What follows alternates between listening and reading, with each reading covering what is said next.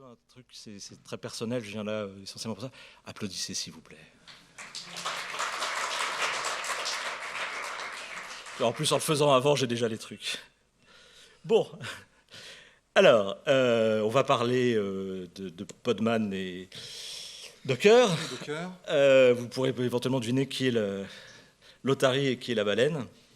Et on va parler donc architecture, rootless, pod, systemd, in and out. On va parler SugarCli. Je suis désolé, on ne va pas parler de tout. Il faudrait plusieurs heures, voire plusieurs jours pour parler de tout. Mais voilà nos retours et nos expériences qu'on a eues là-dessus. Je m'appelle Charles Sabourdin. Et je m'appelle ça marche pas. Je m'appelle Sébastien Rowe. Voilà. Donc moi je viens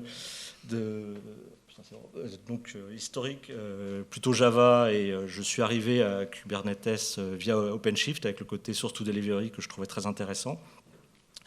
Pour arriver à, j'ai commis un livre, j'ai fait un livre avec Sébastien il n'y a pas longtemps, et donc on vous en donnera des copies. On en a que 5. Hein. Voilà. Et là, Sébastien, c'est toi qui dis combien tu es beau, grand et fort. Alors moi, je suis un Linuxien pure souche depuis 1994, par accident. Avant, j'étais un Windowsien convaincu. Et puis j'ai découvert qu'on pouvait compiler gratuitement du C sous Linux. Donc c'est comme ça que je suis tombé dedans. Et puis j'ai traversé plein de choses, hein. J'ai fait du dev, puis finalement à un moment donné, on va juste se concentrer sur la fin, la passion de Linux, ingénieur système, tech lead d'une très jolie plateforme sur laquelle j'ai travaillé avec Charles. Et puis depuis 2020, j'ai rejoint le côté obscur, puisque maintenant je travaille à la sécurité. Voilà. Ce qui va donner beaucoup d'importance à ce qu'il va dire. Donc sur les fiches d'identité, j'ai l'impression que j'ai lâché mon téléphone, bon tant pis. La partie pod, ou peut-être commencer par honneur aux anciens, Podman. Honneur aux anciens, Podman. Okay. Non, Docker. Merde, ça c'est vu. Raté. Vas-y, commence. Donc, hop, on va aller sur le slide. Podman arrive bien après Docker. Docker démarre effectivement en 2013, et finalement avec des technologies des conteneurs qui sont déjà bien en amont, avec LXC. Pour ceux qui s'en souviennent, pour la version la plus ancienne, techniquement, les conteneurs étaient amenés par Proxmox, qui les a redéveloppés pour intégrer le kernel via LXC. Puis, il y a eu Docker qui a apporté au-dessus un grand nombre d'encapsulations, d'automatisation sur les conteneurs, et dont, qui pour moi, à mon avis, a vraiment été une révolution, les layers, et ce qui après va devenir le format OCI, le projet open source Moby, et ensuite des projets de Red Hat, de réponse avec Scopeo, Builda et Podman. L'idée étant de faire un développement qui soit plus dans la logique des pods et d'automatisme, et de ne pas faire tourner les conteneurs en route. Deux remarques, deux ou plus même. L'arrivée de Docker en mars 2013, elle n'est pas anodine.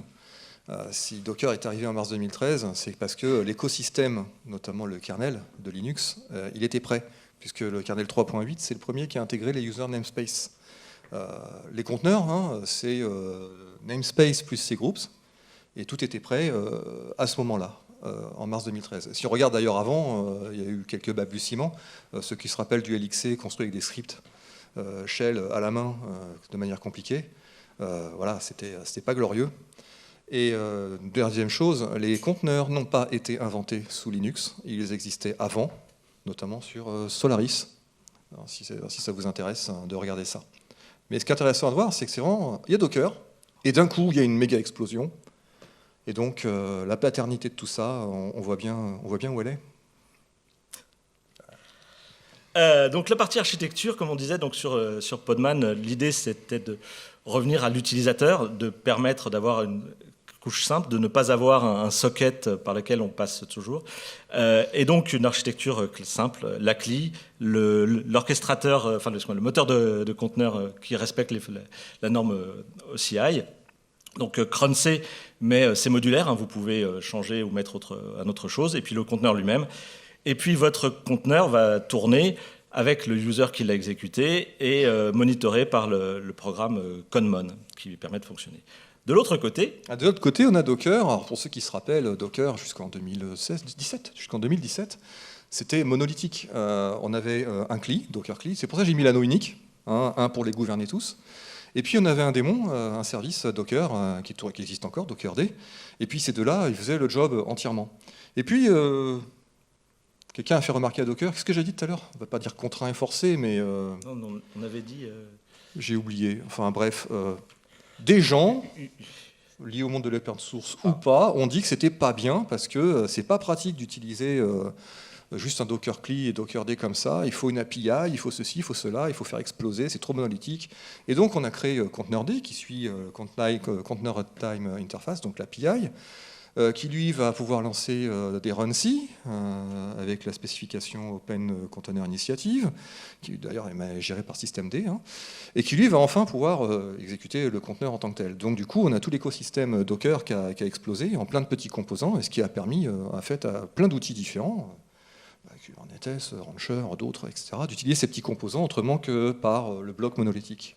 Il faut dire qu'avant, la baleine avait quand même un peu son poids et pouvait faire plusieurs centaines de mégas sur un seul exécutable, certes Go. Oui, mais c'est du Go, donc... Ouais. Non, ça n'est pas mal, ça n'est pas sale, c'est pas grave. Non, mais c'est très bien Go. Donc, comme on le disait, rootless par défaut, donc ne tournant pas avec l'utilisateur root, avec les éléments de composants, ça tourne avec les composants tout simples de l'utilisateur et le mapping network correspondant, donc CNI ou donc MacVLAN, NetAvark, on va parler plus en détail pour la suite. Donc, quand vous utilisez Podman, vos conteneurs vont tourner avec un mapping dynamique, mais avec en élément initial votre utilisateur numéro 1 et les droits de l'utilisateur et de l'encapsulation avec les mappings dynamiques sur votre utilisateur. Alors Docker, le service par défaut, Dockerd, il est lancé en route. Et ça a été un des plus gros problèmes, c'est pas vraiment un problème, mais ça a été une grosse critique pendant longtemps. Et donc il y a eu un gros travail qui a été fait. Mais avant de penser à faire tourner, on va dire, Docker en full rootless, en espace utilisateur et tout ça, il y a peut-être des choses à faire avant. Et avant même que Podman arrive sous Docker, je ne sais pas si vous savez, mais sur Docker Hub, la plupart des images que vous avez récupérées, quand vous instanciez votre conteneur, ça tourne en route dedans. Donc vous prenez Nginx, vous le lancez, c'est route. En fait, quasiment tous ils font ça. Je pense que 90% des images sont route. Qui n'était pas au courant ici? Et évidemment, c'est génial parce que l'utilisateur 0 dans le conteneur, si on sort du conteneur, c'est l'utilisateur 0 hors du conteneur. Bon, après, il faut lancer en mode privilégié et tout ça, mais bon.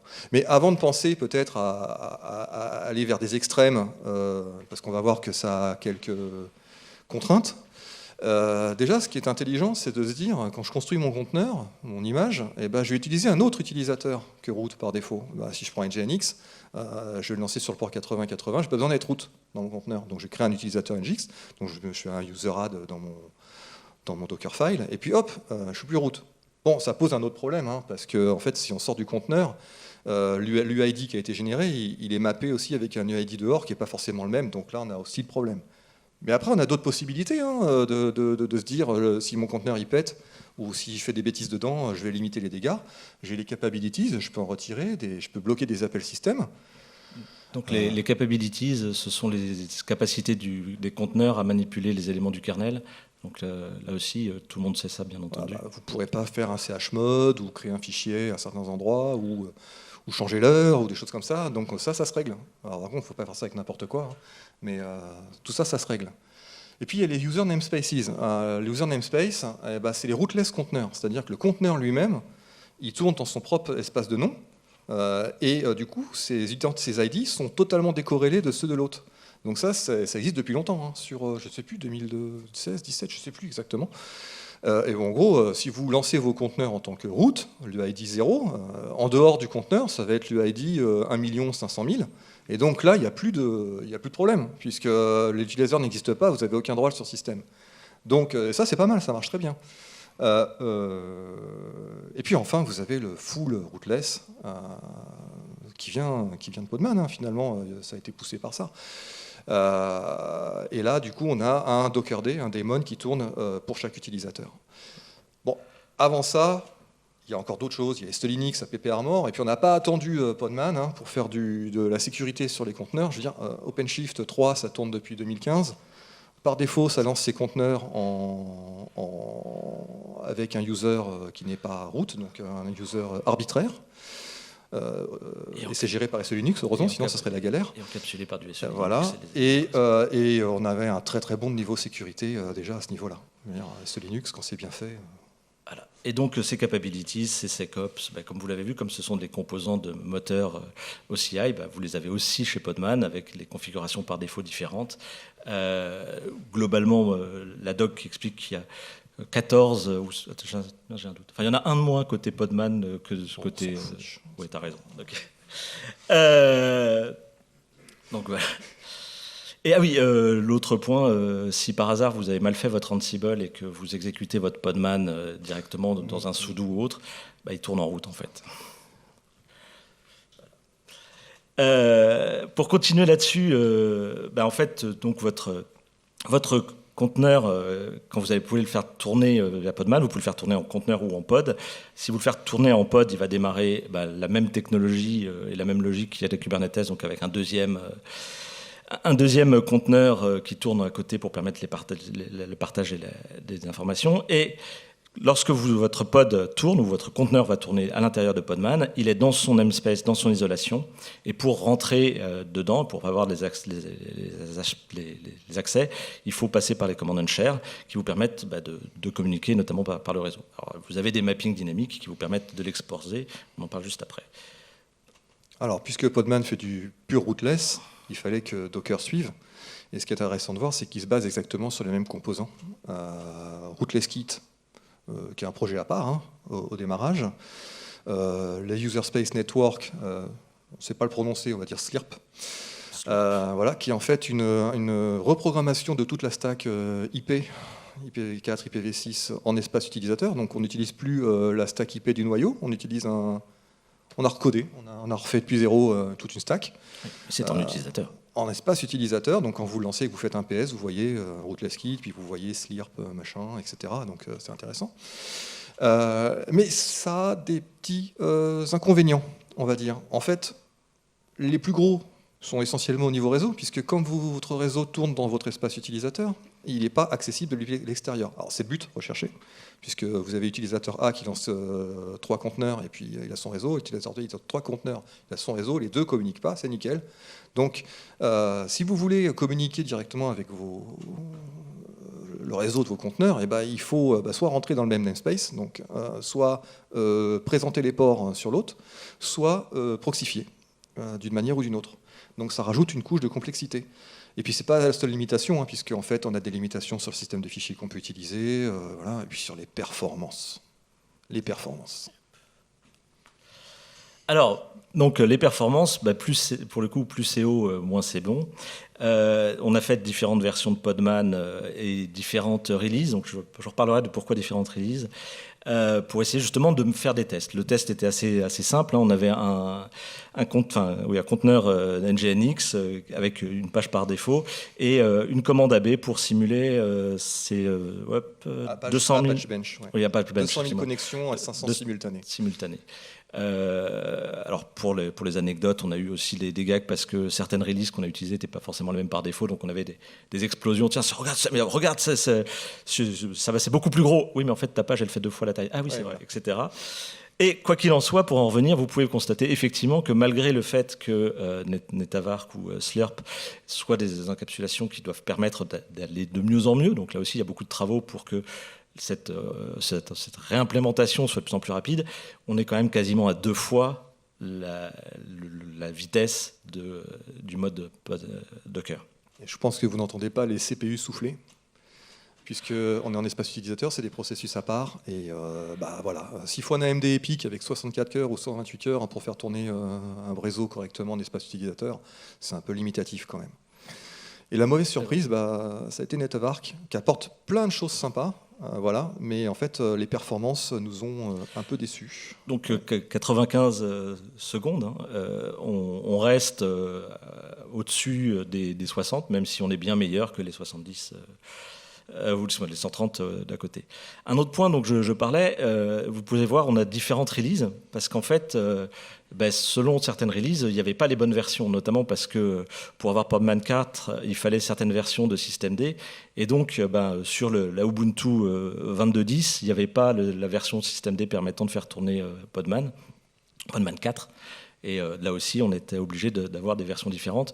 Donc, essayer de tester sur les versions qu'on a harmonisées. Bon, après, on sait qui supporte Podman. Hein. Merci Red Hat. Oui, ça paraît assez logique. Pareil, si on se souvient, il y a eu un moment avec ces groupes V2, une avancée qui était déjà dans Fedora, qui a été un peu en avance par rapport à Docker, qui a rattrapé derrière. Encore une fois, moi je trouve qu'il y a une synergie, ou une opposition qui fait que on avance et on s'améliore, et nous les utilisateurs, on gagne tous, quoi. C'est ça.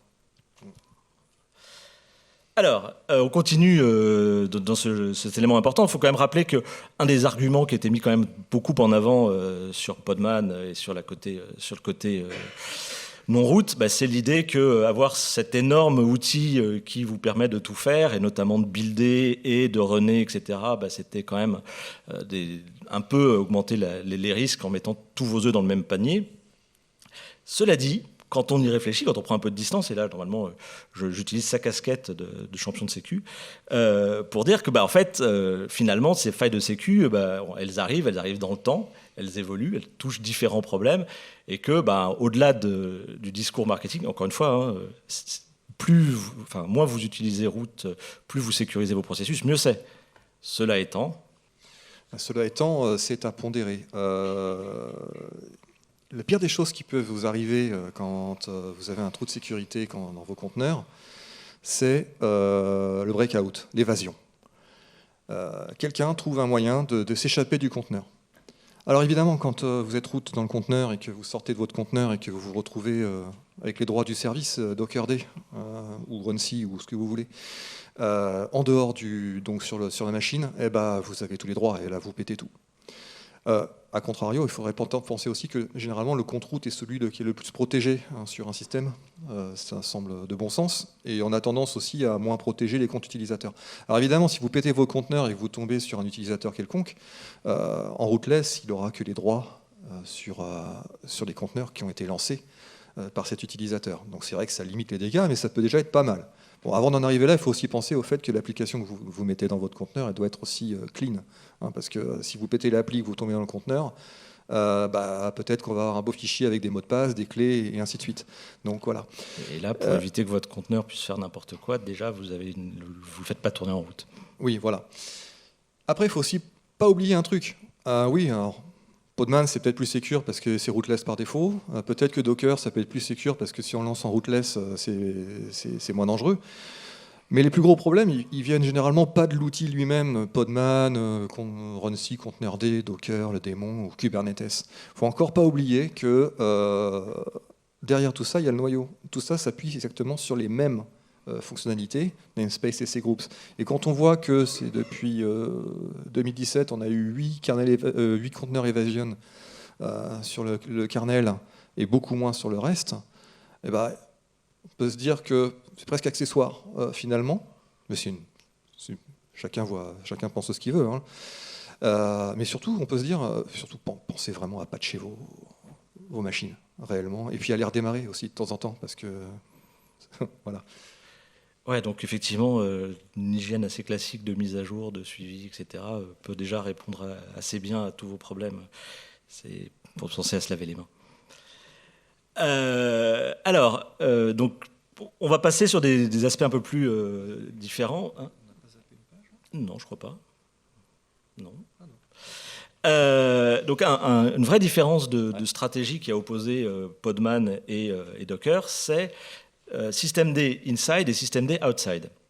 Donc, systemd inside, c'est quoi ? C'est l'idée que vous installez votre conteneur et vous allez utiliser systemctl tout simplement pour le faire tourner en mode service et réutiliser les scripts, les informations qui ont été faites dans votre RPM proprement pour utiliser la configuration normale, etc.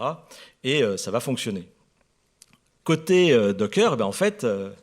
Côté Docker, déjà, moi je me pose la question, mais qui Qui veut mettre systemd dans un conteneur? Normalement, un conteneur, pour moi, c'est une appli, un service. Et puis, sur Docker, c'est facile. On a une politique de restart par défaut. On a Docker Stop, Docker Start. Et puis, on a un service qui va tous les lancer ou pas. Bon, après, j'ai vu les arguments et je peux en comprendre certains. Je pense toujours que c'est une mauvaise idée. Mais en fait, le problème qu'on a avec Docker, c'est que autant sur Podman, c'est prévu pour, autant il y a des images qui existent, autant voilà, c'est bon, on peut intégrer systemd, autant sur Docker, c'est plus compliqué. Et c'est même plus compliqué qu'à une certaine époque, parce que j'ai trouvé des images qui datent de 2016-2017, ça fonctionnait bien, il y a des tutos un peu partout pour le faire. Maintenant, ça marche beaucoup moins bien. Donc c'est clairement du bidouillage pour lancer systemd. Il faut une ligne de commande assez longue, jouer avec 6FS. Alors en plus là en mode privilégié, en RW, ou alors il faut créer des TMPFS, etc. Et donc c'est faisable. Mais pourquoi se casser les pieds à faire ça? Vraiment. À ce niveau-là, excuse-moi, mais si tu mets du systemd dans un conteneur pour lancer plein de services, il y a peut-être d'autres stratégies à prévoir. Je sais pas, une VM par exemple. Ça peut très bien le faire. Il y a KubeVirt. Voilà. Mais si tu te souviens, on avait quand même fait un certain nombre de trucs en Python pour faire fonctionner tout ça. On a fait tourner une plateforme avec des centaines de conteneurs en dev et en production. Et puis à un moment donné, on avait besoin de lancer un petit démon dedans. Et puis aussi de générer un fichier de conf depuis un template. Et donc, on a mis supervisor D dedans. Et donc ça a obligé à l'installation de Python, etc. Mais quand on est passé à Kubernetes et OpenShift, on a viré tout ça. On n'a pas besoin de systemd. Donc, vous voyez, les discussions est encore chaudes sur est-ce qu'on peut l'autoriser ou à le faire fonctionner. Pareil, si ça tourne côté Podman, c'est parce qu'il y a un mapping TempFS qui permet de simuler les éléments de correspondance et en fait de simuler le mode de fonctionnement et de vous permettre de réutiliser les scripts correspondants. L'autre aspect qu'on disait, c'est systemd outside. Si vous voulez faire tourner votre conteneur avec des droits spécifiques en utilisant systemctl, en utilisant systemd comme élément d'outil, Podman vous le permet et vous permet plus que ça puisqu'il vous donne des outils de generate qui vous permettent de générer automatiquement le script de génération, de fonctionnement sous systemd en mode classique. Alors après, vous le tunez par rapport à vos besoins. C'est comme toujours, c'est un template. Ça fait par rapport au pod que vous avez fait tourner une première fois. Et puis derrière, vous l'avez. Ce qui va vous permettre de reprendre tout le système d'ordonnancement de systemd, de gestion, et de faire tourner vos conteneurs avec les utilisateurs et les droits d'utilisateurs correspondants avec l'encapsulation ou l'encadrement, je dirais plutôt, de systemd pour le faire démarrer. Sur Docker, en fait, il n'y a pas de problème pour faire à peu près la même chose. Alors, c'est pas intégré, il ne va pas pondre tout seul le fichier de service, l'unit, pardon. Donc, oui, vous pouvez le faire. Après, il faut se rappeler que Docker, lui, il a aussi des stratégies de redémarrage. Donc, en gros, quand Dockerd va démarrer au reboot de la machine, si vous avez mis la bonne stratégie d'autostart, il va démarrer tout seul ses conteneurs. Là où ça peut être problématique, c'est quand vous avez des dépendances. Donc, si vous avez votre client qui démarre avant la base de données, ça ne va pas marcher. Donc là, du coup, oui, on peut envisager la même stratégie, que ce soit d'ailleurs en rootless ou pas, avec systemd-user ou pas. Donc là, oui, on peut créer un squelette d'unit systemd qui va démarrer vos conteneurs, et puis on peut même imaginer before, after, required, etc. Donc on peut aussi orchestrer. Donc ça, finalement, c'est facile à faire aussi sur Docker. C'est pas intégré. De toute façon, sur Podman, tu n'as pas le choix, puisqu'il n'y a pas de démon, donc tu es obligé d'avoir un service pour démarrer tes conteneurs. Sur Docker, on a le choix. Voilà. Généralement, là, moi, je dis non, Podman, c'est bien pour ça. Ouais. D'habitude, c'était pas cet argument-là que tu employais. D'habitude, tu disais, si tu as un problème d'ordonnancement dans tes services, tu utilises Docker Compose. Oui. Alors, normalement, vous applaudissez parce qu'on est tous un peu fatigués. Il faut se donner une fatigué. On a réussi, allez. On va faire mieux, je sais qu'il est tard, mais tout de même. Donc, on va continuer sur les côtés SugarCli, donc les éléments de la ligne de commande qui sont apportés par les différents composants, avec notamment Podman. Alors, déjà, il y a un premier point. Podman, quand même, se place comme un concurrent de Docker. J'aurais tendance à dire que la meilleure des...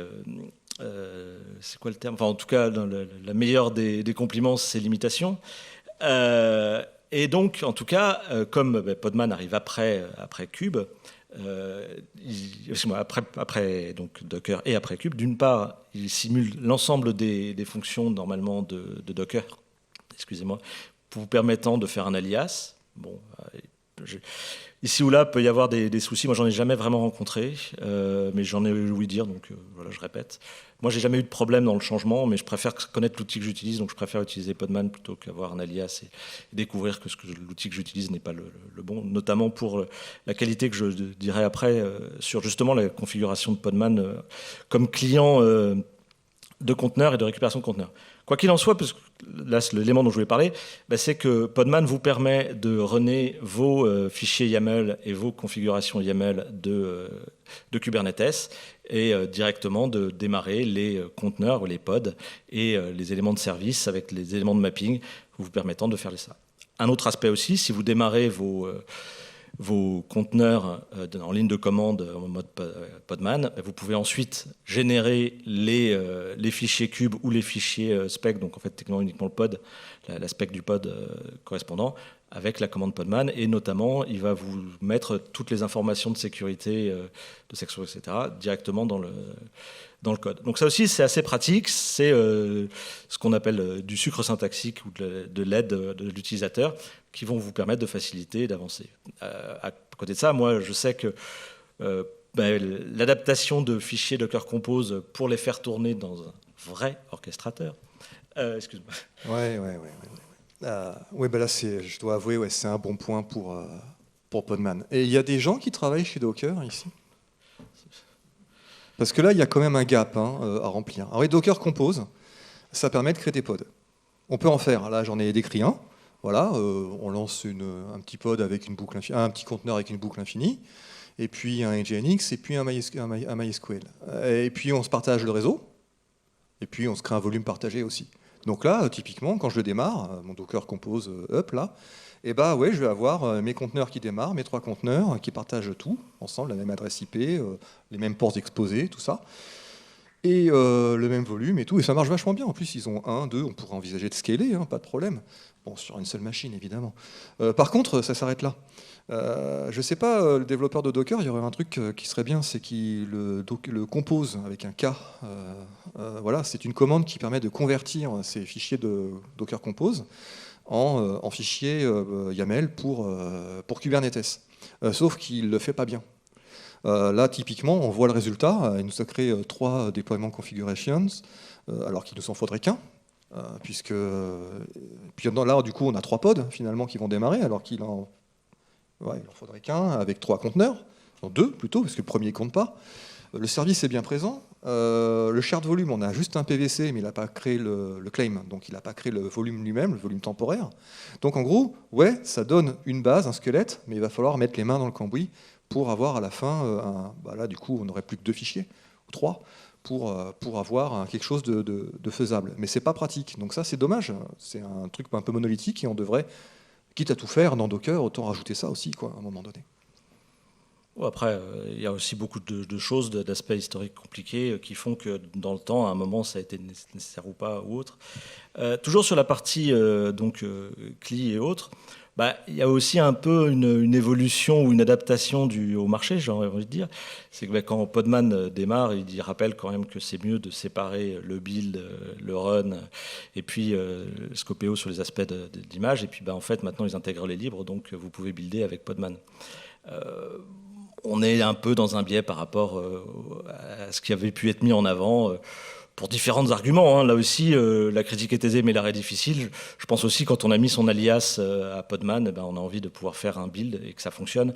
On a eu tous suffisamment de difficultés à expliquer comment les choses fonctionnent pour qu'après, mettre derrière des accompagnements. Donc bon, c'est peut-être un petit travers ou une petite concession, mais qui est quand même à noter. Un autre point, en fait j'aurais dû en parler dans le slide d'avant sur le côté Sugar. Moi j'ai beaucoup apprécié au niveau de Podman le fait que la gestion du proxy soit dans la ligne de commande et dans les variables d'environnement du client. Si comme moi vous avez déjà travaillé dans des grands comptes où les informations de proxy sont rarement bien diffusées, rarement bien connues, complexes, etc. Vous avez des gens qui connaissent pas trop l'info, elles se diffusent de l'un à l'autre, etc. le fait de pouvoir rapidement modifier le proxy, modifier les certificats, tester, débugger, avoir une vision claire, ligne à ligne de tous ces échanges-là, pour moi, c'était un vrai plus. À côté de ça, quand on a les informations, le faire tourner côté Docker, ça marche aussi très bien. Moi, c'est un point qui m'a fait un peu râler. Parce que, ouais, d'accord, maintenant on peut builder avec Podman. Alors que le credo, c'était non, c'est trop lourd, c'est monolithique, chacun faut un outil pour chaque tâche. Et puis finalement, voilà, on l'intègre. Les mêmes, on est d'accord, je pense, les mêmes qui ont dit oh là là, Docker, c'est monolithique, voilà, il faut l'exploser en plein de composants, c'est pas bien et tout, on mélange pas le build et le run, etc. Les mêmes qui ont critiqué Docker et donc qui ils font la même chose avec Podman parce qu'ils s'aperçoivent que finalement c'est plutôt pas mal. Donc, copieur, pas bien. Non, mais c'est très bien. Mais voilà, donc. Non, je pense que les choses évoluent, chacun s'adapte, on échange, il y a des échanges avec les utilisateurs, et le besoin évolue. Alors, il y a encore d'autres sujets qu'on ne va pas aborder normalement parce qu'on n'avait pas le temps, donc on a mis à côté sur l'intégration avec notamment SE Linux, les aspects de desktop aussi. Vous avez un Docker Desktop qui, pour le coup, est quand même bien abouti et un Podman Desktop qui avance bien, mais voilà. Un autre point aussi, c'était sur le côté intégration Mac Windows, cette discussion sur le côté, entre guillemets, sécurisation de votre conteneur. Si vous êtes sur Mac ou Windows, vous le faites tourner dans une VM, alors c'est le plus minimum possible, la discussion, vous n'êtes pas complètement, pas forcément vrai. Pareil, vous avez la possibilité d'activer les sockets sur votre Podman pour des raisons de compatibilité. Donc voilà, en fait, il y a quand même beaucoup de liens et d'éléments qui font que pour les aspects de compatibilité, d'attente utilisateur, en fait, l'Otari imite un peu la baleine. J'ai rien à rajouter sur ça, en fait. Les deux font bien le job. Moi, j'ai toujours le penchant pour Docker parce que historiquement, c'est celui qui a vraiment fait exploser. C'est pour ça que vous êtes là. Pas de Docker, pas de Kubernetes. Voilà, pas de Docker, pas de Podman. Mais après, oui, Podman, il a eu des avancées, il a proposé des choses. Docker a rattrapé comme il pouvait. Bon, voilà, que tu te dises. Je pense qu'on en arrive à la conclusion, c'est qu'en en fait, en règle générale, nous sommes tous des nains sur des épaules de géants. On avance les uns grâce aux informations, aux découvertes des autres. On avance aussi par opposition et par échange avec les autres. C'est un échange et c'est un concours qui continue à s'enrichir et à nous enrichir. Un autre aspect, par exemple, typiquement, je le cite parce que c'est quand même, effectivement, pour le coup, c'est de Docker, la partie Plumbing Manifesto, c'est de se rappeler que sur tout cet environnement de conteneurs, c'est bien d'avoir des composants, de pouvoir les choisir, de pouvoir les modifier, de choisir donc runC, crun. Là, prochainement, il y en a un qui va être en Rust, qui est Yuki ou Yupi, j'ai un doute, qui a l'air assez intéressant. Donc là aussi, vous avez la possibilité d'aller de plus en plus dans des éléments importants et dans des ajouts de fonctionnalités, des ajouts de sécurité, des ajouts de choix de votre côté. Un autre aspect, comme on a un Podman qui est aussi modulaire ou autre, il y a aussi peut-être des niveaux de complexité qui peuvent jouer. Et puis le dernier point qui est quand même pour moi assez important, on en a un peu parlé, mais c'est que vous avez une vraie dépendance à votre release. Et en fait, l'air de rien, même si lorsqu'on va discuter avec des gens qui ne sont pas du métier, vous faites du Linux, comme vous faites du Kubernetes, on peut s'apercevoir que votre Red Hat, votre Ubuntu, votre Debian, votre Gentoo, c'est pas la même chose, ça marche pas de la même manière, vous n'avez pas forcément les mêmes comportements, les mêmes attentes ou les mêmes modes de configuration et la même release derrière. Alors après, rien ne vous empêche de rebuilder spécifiquement les versions que vous voulez pour vos besoins, mais je suis pas sûr que je mettrais Linux from scratch en prod, quoi. Mais c'est très pédagogique. Si vous avez le choix entre Podman et Docker, il n'y a pas de bon choix ou de meilleur choix. Il n'y a pas lui est mieux que l'autre. Voilà. Après, il peut y avoir de l'affect, vraiment, par rapport aux outils qu'on est habitué à utiliser. Juste un petit point pour moi, dire oh là là, Podman c'est rootless donc c'est plus sécure, c'est un faux débat puisqu'on a vu qu'on pouvait aussi très bien le faire avec Docker. Cependant, selon les cas d'usage et selon vos cas d'usage, c'est à vous de choisir la bonne solution. On n'a pas de bonne solution. Par contre, dire que Podman, c'est bien parce qu'on peut être 8 sur un serveur et chacun développer ses conteneurs sans gêner les autres. Bon, à ce niveau-là, si vous êtes 8 ou 5 ou 6 ou 2 sur une machine, je sais pas, créer une VM et vous n'avez plus le problème. C'est un peu un faux débat. Hein. Blue Pill Excuse-moi. Donc voilà, j'ai égalité. Donc voilà. Ouais. Bon. Donc comme on vous l'avait dit au début, là normalement, on va être sur les questions-réponses. Vous savez qui est maintenant la baleine et qui est l'otarie? Damned, je l'avais oublié celle-là. Ah, voilà. C'est pas une question de taille ou de poids. Hein, oui, tout à fait. Et ah oui, puis il y avait un autre aspect aussi sur les releases, puisque tu me rappelles, l'air de rien, on a parlé de la gaguerre à propos de systemd, mais enfin pareil, il y a quand même un nombre intéressant de releases qui n'ont pas forcément de systemd embarqué, et donc qui peuvent jouer des éléments correspondants qui ont différents niveaux de release. Voilà. Est-ce que vous avez des questions? Normalement, vous devez en avoir. La vache. Soit ils sont fatigués, soit ils veulent prendre leur train parce qu'il y a la grève, soit ils veulent un bouquin et ils se disent vite, oui. dégagez. Alors, le monsieur dans la salle. Bon, attendez, vas-y.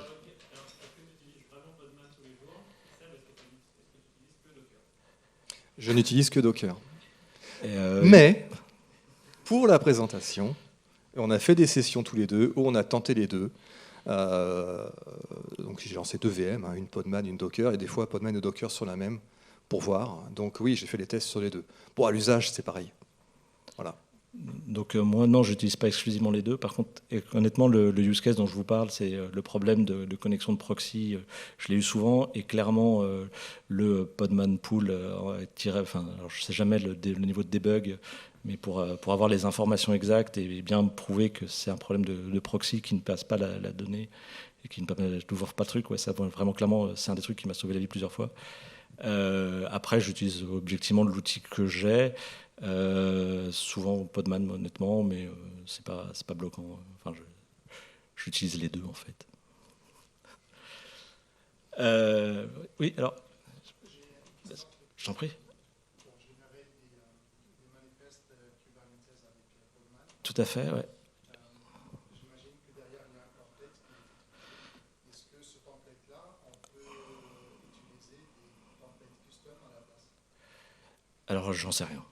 Pour le coup, honnêtement, là, c'est une bonne question. Faudrait regarder dans la configuration de voir s'il y a le template derrière. Comme ça, de tête, je le vois pas. Ça ne veut pas dire qu'il n'y est pas. Je me suis juste honnêtement pas posé la question, donc ça doit être possible. Il faut regarder où se trouve le template en question. Donc là, comme ça, j'ai pas non, je sais pas. Désolé.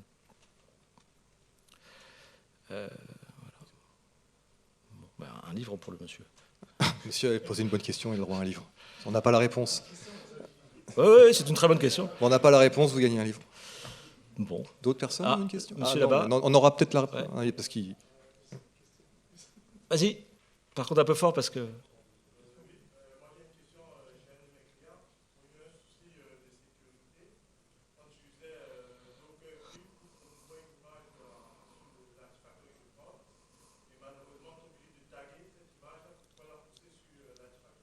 C'est normal.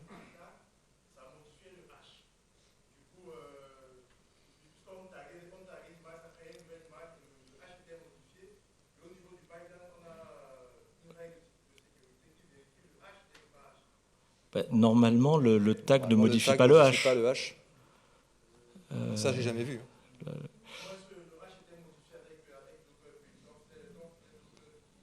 Quand tu fais un Docker build ou un Podman build, ça va générer une image. Cette image, le hash est sur l'image, pas sur son nom. Elle a un hash en 256 SHA, enfin SHA 256.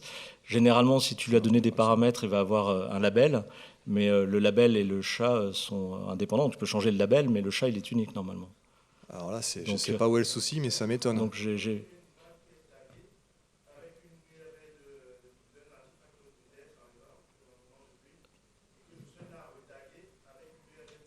Non, ça ne change rien normalement.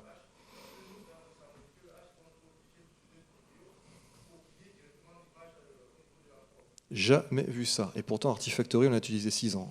Est-ce que c'est pas un problème de signature qui te fait changer la signature? Mais non, je vois pas. Parce que pareil, pour moi, sur la signature, alors tu vas rajouter ta signature au niveau CI et des correspondants. Alors, il y avait une très belle conf, je vous invite à regarder là-dessus. Mais Enfin là, je pense pas pour que moi, ce soit un problème spécifique Docker ou Podman. je vois ou quoi pas que de ce soit. use Je vois case pas où ça modifie ton chat, ton image modifie ton chat sur une opération de tag. Mais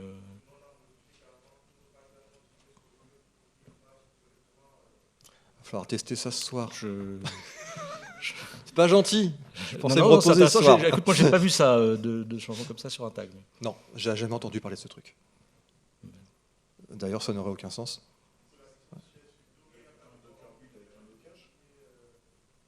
Hein? Ouais, mais si tu fais un no-cache, tu as un chat différent. Ouais, mais pour taguer, t'as pas besoin de faire ça. Ah oui, d'accord. Donc effectivement, peut-être, enfin oui, effectivement, ce que tu dis, c'est peut-être que en fait, tu régénères une image en fait, et tu fais pas juste un changement de tag. Mais ça peut arriver. Là, j'ai pas de. Faudrait regarder les commandes explicitement que tu fais. Mais dans mon livre, tu auras une très bonne réponse là-dessus. Non, par contre, honnêtement, je suis désolé, je pense pas qu'on parle de ça. Mais pour moi, normalement, c'est le build qui va changer l'image et qui va changer l'élément correspondant. Donc effectivement, si tu refais un build, tu peux changer le chat. Et donc, je suis désolé, je vais prendre une autre question derrière. Vas-y.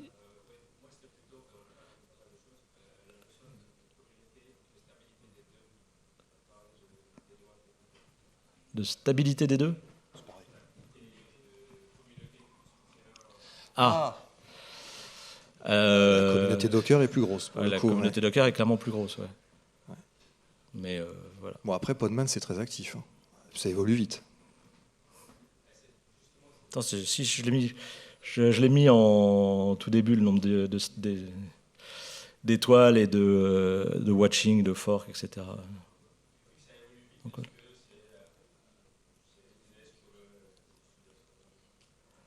Je suis désolé. Mettre Podman en prod? Non, c'est pas ça. C'est ça?